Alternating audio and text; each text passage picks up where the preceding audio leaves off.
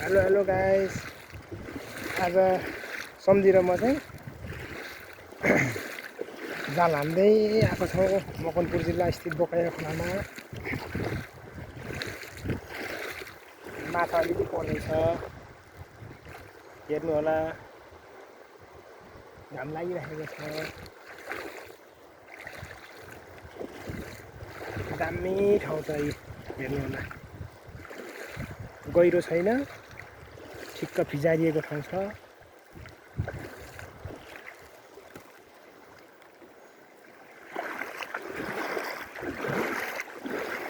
यस्तै हो हाम्रो गाउँले जिन्दगी, के गर्नु।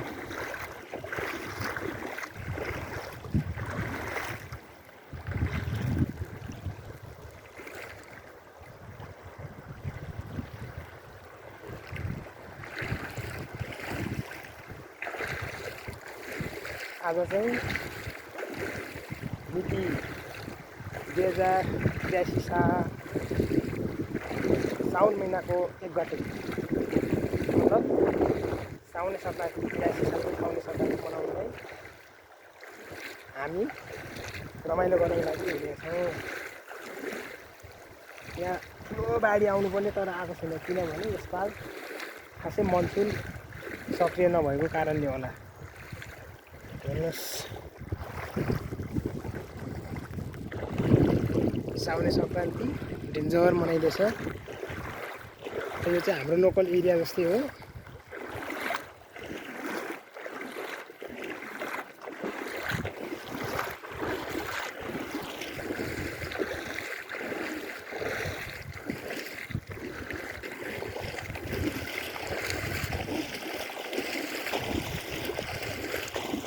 खाजा पनि बोकेको छ, ग्याटिस बोकेको छ। यो चाहिँ अब जङ्गलमा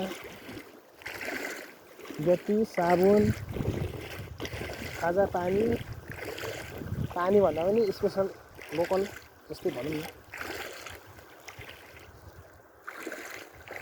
यस्तो दामी ठाउँ छ, हेर्नुहोस्। मकवानपुर जिल्ला स्थित बोकैया खोला नदीले हो।